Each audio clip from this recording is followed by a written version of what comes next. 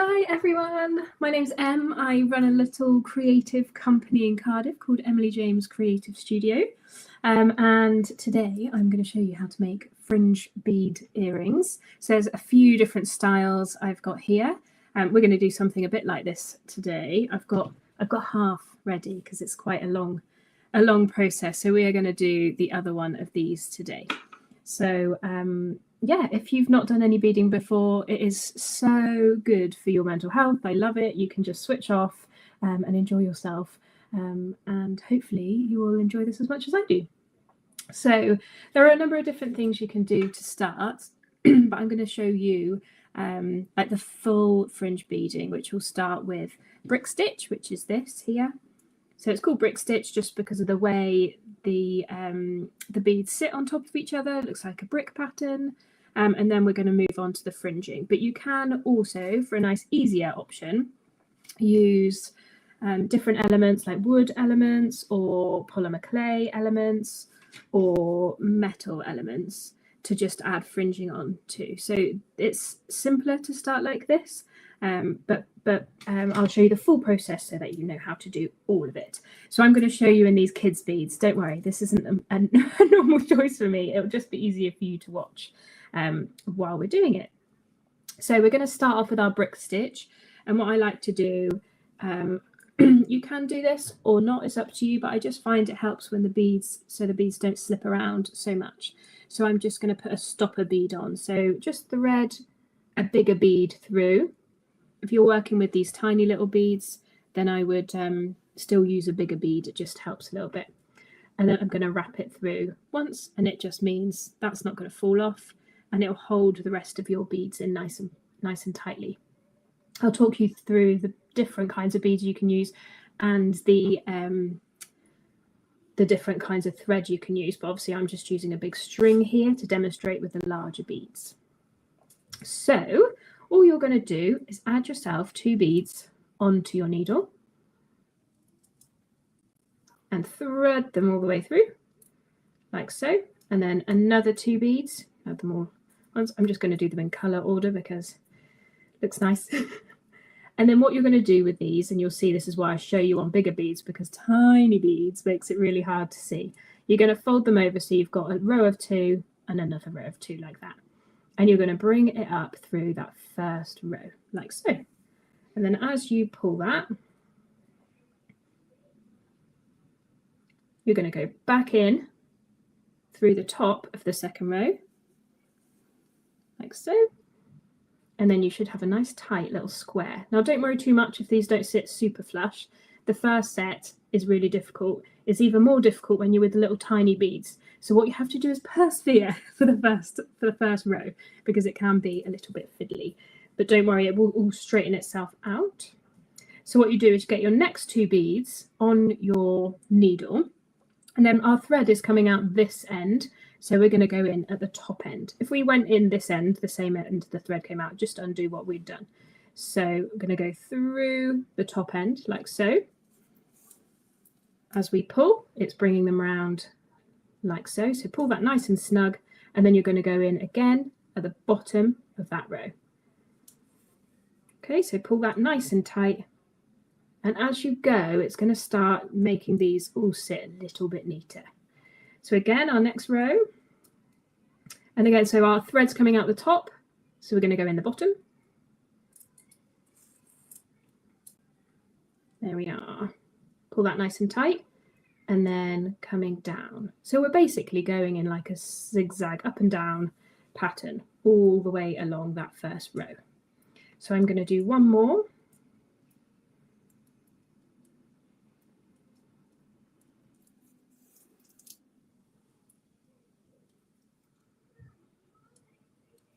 Now, I always like to do an odd number when I'm doing this. So when we get to our pattern and start adding our fringe in, it's nice to do odd number, just because especially if you're working to a point, this one's flat slightly. But if you're working to a point and you've got a staggered end and it's coming to a point, it's nice to have your central piece. So we've got 5 there. So I've got my middle ones here. So we're going to do something slightly different now. So that's our basis there, how we're going to start. And then to start with the brick stitch, we are going to go on the next layer. So I've got my 2 here. And instead of going through any beads, we're going to go through this first loop here. Just let it focus a little bit. Ooh, where am I? There I am. So that first little loop, and we're going to pull them through, and the beads will stack nicely on top there. And then we're going to go back under. So you've gone through on one side, and you'll be able to see the thread there. And you're going to go back through the other side. So give that a pull. It starts to get a little bit tricky for me now because I've got such thick thread, but it should be absolutely fine for you. And then we're going to repeat that exact same thing. So 2 on the needle, through the loop, the next loop along from the back, pull it through, and then back up through those beads. Okay, and we're just going to repeat that again. So 2 on the needle, from the back through that loop there, pull it nice and snug, and then back up through the beads. And we are just going to repeat this. So it is very therapeutic. Once you've got the hang of it, it's a really nice, satisfying thing to do. There you go. And you might find we'd rather practice on some big beads if you've got them hanging around. You can get things like this. I got these for my little girl, but you can just get them cheaply off Amazon or in places like Hobbycraft. So what we're going to do now is we're just going to flip it like a book, like so, and we're just going to start again onto the next row. And you're going to go all the way to the top until you've only got 2 beads, 2 sets of beads. So that was 5, 4. We'll do 3. So again, 2, 3 from the back, up through the beads. It's getting a bit stuck now with my chunky rope. There we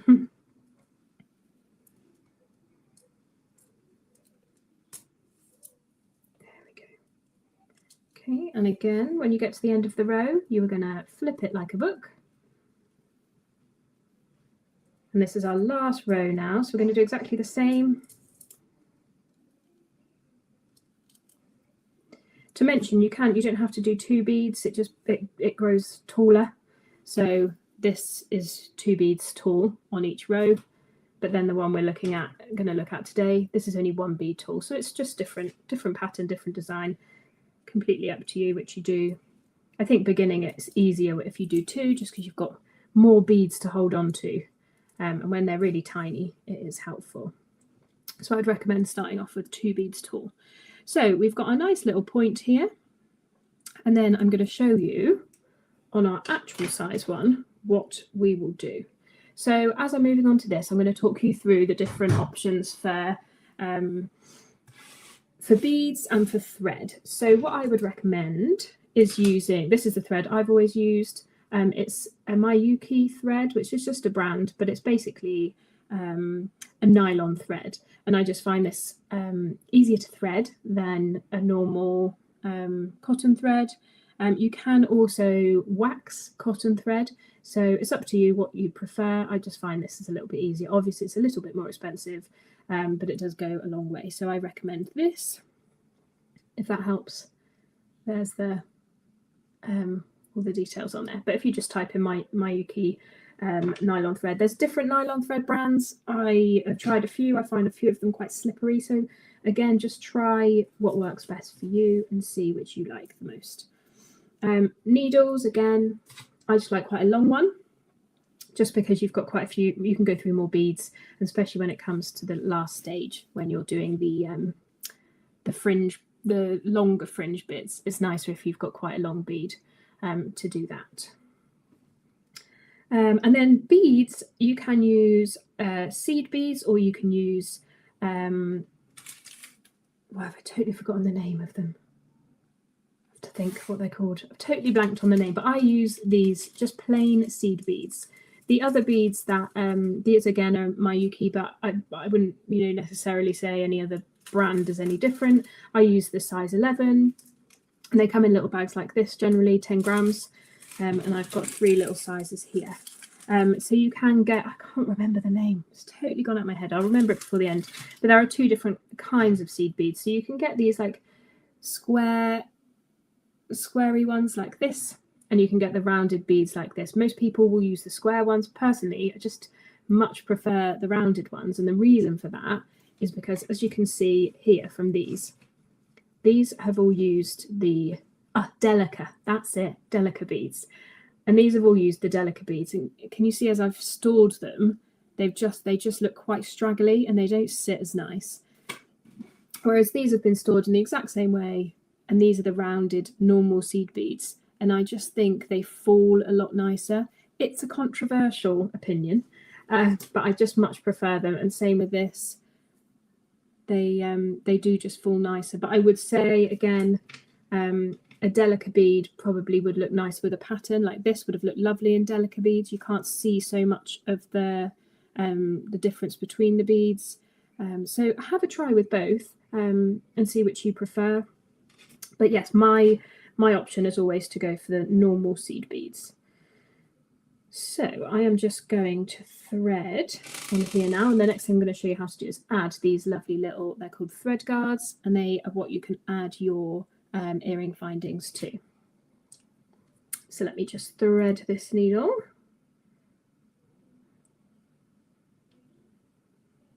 Okay, lovely. So I've got that all ready. And these little needle thread guards are fab. They've got 2 little loops either side, so it's quite hard to show because they're so tiny, but very straightforward when you use them. And you go through one side. And this is when you come straight out of you're using the same thread that you've come straight out of here for, and you're going to thread that needle guard onto there. And then you're going to go round and down, and it's going to come down in to the next one along. So you can see I'll have put the needle guard here and then come back down through this here. So you need to do that a few times just so it's nice and secure. Be a bit fiddly to get that first one on. There's a little like a canal where the thread will sit, but sometimes it takes a bit of playing around to get it to sit in the right place. I can't get it. Very fiddly today. There we go. Pull that in, and then you're going to go do the exact same again. So you're going to go up through the bead directly underneath it. Pull it tight. And back again. And I like to do that 3 times.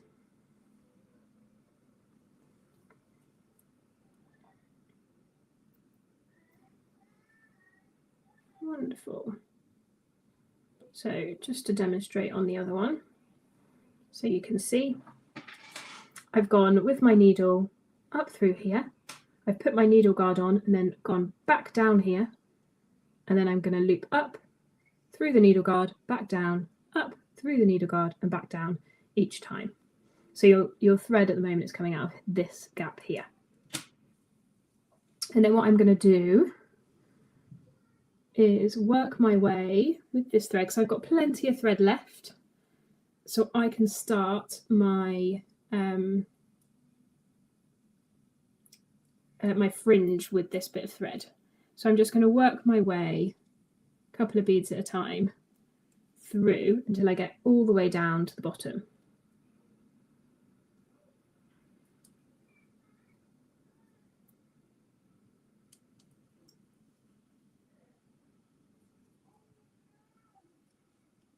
And again, just make sure you don't miss any beads. If you're using a dark thread with dark beads, it's a little bit less easy to see, but it's still just much neater and nicer if you can go through every bead. Again, it's just about taking the time.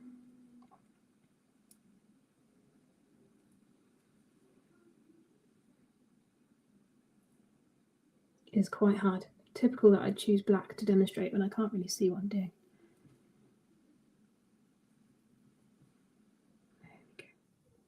Nearly there.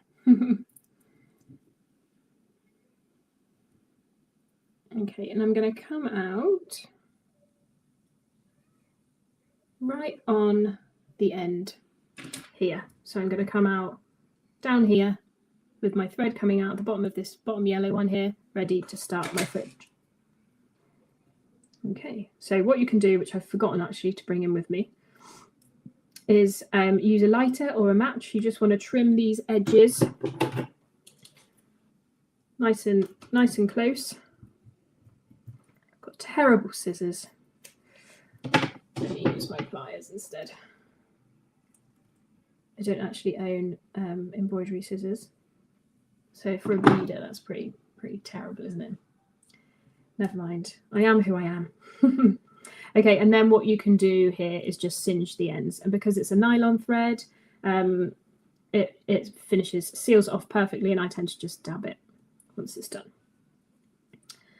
Okay, so now we are going to start on our first bit here. In terms of designs, you can design on squared paper. The only thing about squared paper is that obviously it's square. The squares are as wide as they are long, and beads aren't that way. So you might design something and it'll look a certain way on your paper, but then just remember that it'll look a lot more squat once you've done it in the beads. So I tend to just play and have a go. And if I like one, then I'll carry on and do the other. If not, I'll adjust it a little bit. But starting off with triangles is a lovely, easy way to go, because you don't really need to plan it. Same with this, you just need to know where your center is so that you can come to a point and then start reducing the number of that. And then you can go on to more advanced things like this, or just some Aztec-y kind of patterns are lovely to do as well. So have a little, you can have a little play around. But again, you don't need to do patterns at all. These are all plain. Nice to do plain, I guess, if you're just starting out, because you don't have to think about that side of things. What I say in a lot of my classes is people tell me, gosh, I didn't realize how I couldn't count. And I'm like, yes, that's so true when you're beading. It's very easy to count wrong because they're tiny beads. So be kind to yourself with your first one.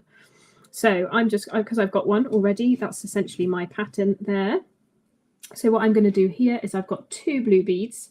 I love these ones. These are Myuki's new Picasso range, but I just love anything turquoise. It's my jam. So I loved these. I'll just tip them out. Now I'm working on a beading mat.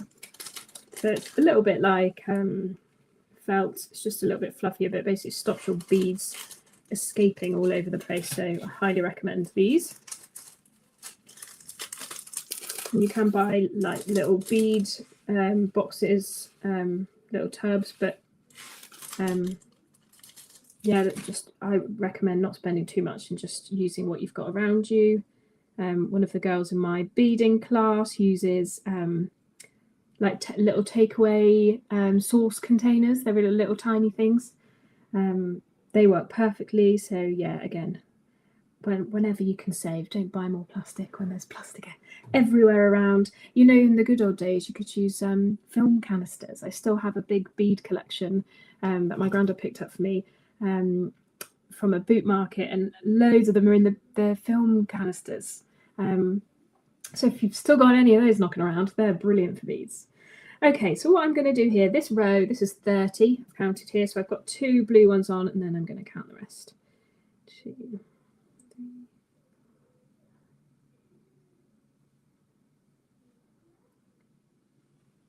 And then you can keep threading them on and just drop them on until you've got all of them.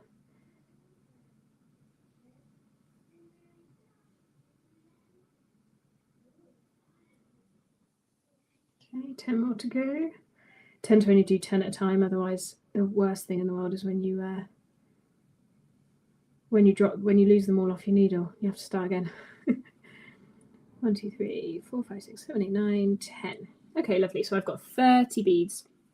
And what I'm just going to do is slide them all the way up until they're sat nicely, like so. And then you're going to miss that first bead. So it sometimes helps just to lower it down a little bit. And then you're going to go back up and through all of the other beads. So 29 other beads. You can do this in sections. So wherever you come out, just pull that down and then go in again. But again, this is where it's nice to have a nice long needle that you can go through all of them. And then what you're going to do when you get to the top is you're going to come through, sorry, this is not focused at all. You're going to come through the first two of this as well. So your nice bit of thread has all come through there. You've threaded back up, and as well as the 30 beads you've just put on, you're also going to go through that row's first row of brick stitch. And that's what's going to secure it on, and then you're just going to pull it nice and tight. And then you're going to go back through on down through the second row of brick stitch beads here. So up through the green ones, round and down through the blue ones, like so. And then pull that. So in terms of tension, this will get easier as you go. But what I find easiest is to lie it all down and pull the beads like so, just so they sit nice and comfortably. If you pull them too tight, they're going to go, these ones probably, it's harder to tell, but they do tend to not sit as straight if you've pulled them too tight. Another reason I find these a little bit easier to use than Delica beads, a little bit more forgiving on the tension. And then you just, if I pulled it really tight here, it would start, can you see how it started to bend? So just loosen it up. You don't want it too tight. But again, this will be something, the more you do, the easier it is to get your tension right. So we're going to go in now with our next one. So that's 4. So again, if you're not making a pattern, a good way of just doing a triangle is adding 2 or 3 beads to each colour as you go. So 4, 5, 6, 7, 8, 9, 10. 2, 3.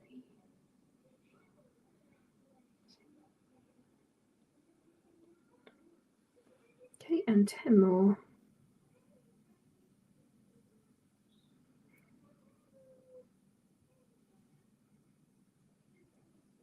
So this mat helps so much with picking up those beads. It just stops it them escaping and moving around. I think I've miscounted here because I think I've done too many beads. Right, here we go. So just, if you're like me and not really counting properly, I told you, counting. It's like it's so easy to learn how to count when you're a kid. Why? As soon as you start beading, do you forget how to count?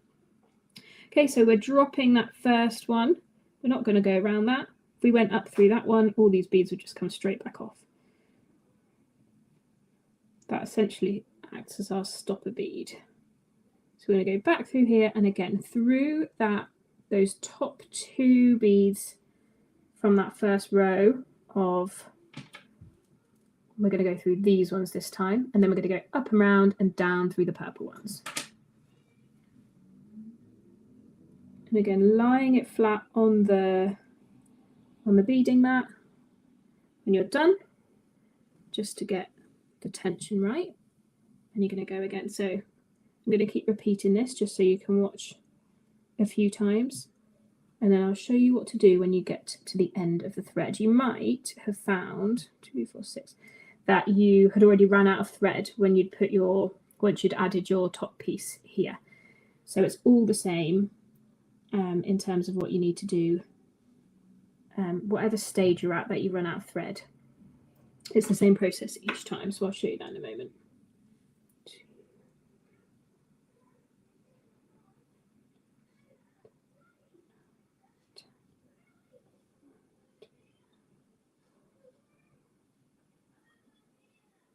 Oh, 2 beads down.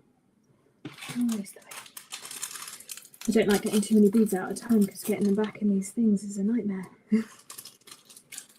Okay, 2 more. 1, 2. Okay, and again missing. Oh, I did too many. And then you're going to miss that bottom one there and go up through the rest like so.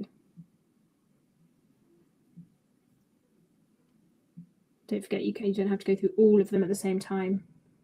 You can just shimmy them as you go. So again, now we're going, oh, what have I done there? Going back through the top, these ones here, round and down through the pink.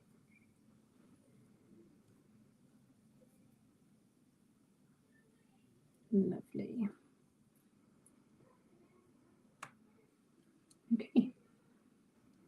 So you're just going to keep going like that. Every time you finish one row, I like to just do this process of smoothing them down. That last one there seemed a bit tight. So just by doing this and running your fingers along it, it will loosen it as well, but not make it too baggy. You don't want to have any gaps where you can see the thread coming through. So I am going to show you now what to do when you get to the end. So let me just switch onto this one. Just re-thread this. There's lots of loose bits of thread going around.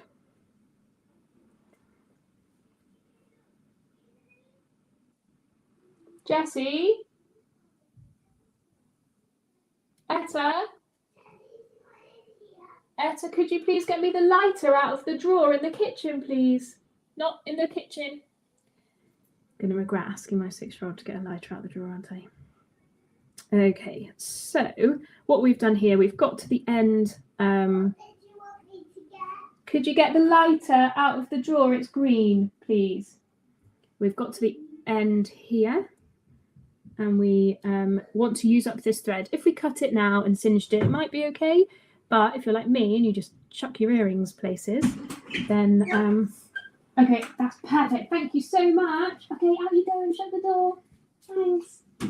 Half term. That's what we need kids for. Lovely.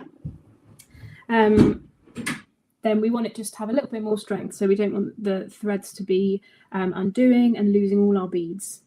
That'd be a nightmare, wouldn't it? When you're out and about, just losing half an earring worth of beads. So what we're going to do now is we're going to wrap it round. It doesn't matter which beads you go round, but you're just going to, I tend to just like going through the ones directly around it. Just need to make sure you don't accidentally, like I'm doing now, weave in all the ends. Oh, we're all in a tangle.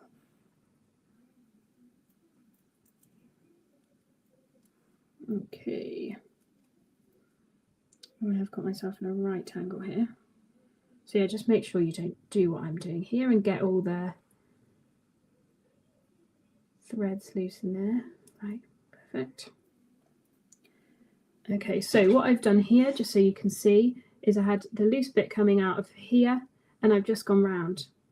And I would recommend going around 3 times minimum. You can go up, you don't need to go round, you could go round, up through some of these, up through these, anything that you're wrapping it round a few beads just to make it more secure, so that when, if it was to start unraveling, sorry, it would take it a while to unravel. There we go. So I'm going to do one more like so. And then for that last bit, you're just going to cut the ends off, hopefully with some sharp scissors, unlike me. Okay, so you want to, when you're singeing it now, is to have a piece no bigger than that. And all you'll do is just light the end and you'll see how it goes down, blow it out and then tap it on like that. And that is your end, completely disappeared. And that little bit of fringe, that little bit of fray from the end will stop fraying because you've singed it like so. Push in, and you just do that with all of your loose ends. So you'll have had ones from the beginning, and then you'll have ones if you've started a new piece of thread as well. So in the way that I finished that just then, by wrapping it round, if midway through, wherever you're at, whether it's through the brick stitch or whether you're at this stage, all you'll need to do is wrap it around a bead, cut it off, singe it, and then you can start again in the same way. So you start by wrapping around a few beads, get your thread out to where you need it to be, and start again. So you may have quite a few loose bits that need singeing at the end, or you can singe as you go, up to you. And there we are. That is your fringe bead. And I would recommend keeping them hanging up if you've got like a nice little stand for your earrings. Otherwise they might start looking like this after time. But again, my recommendation is using the round seed beads rather than using delicate beads, because they do stay a little bit nicer for a little bit longer. But again, that is very controversial. So try both and see which you prefer doing. But hopefully you enjoyed that. And if you're in Cardiff, I do workshops on this, so you can come and see. It's a bit easy to see in person. So feel free to have a little look on my website. But lovely to see you all. Thanks for joining me and hope you enjoyed. Bye.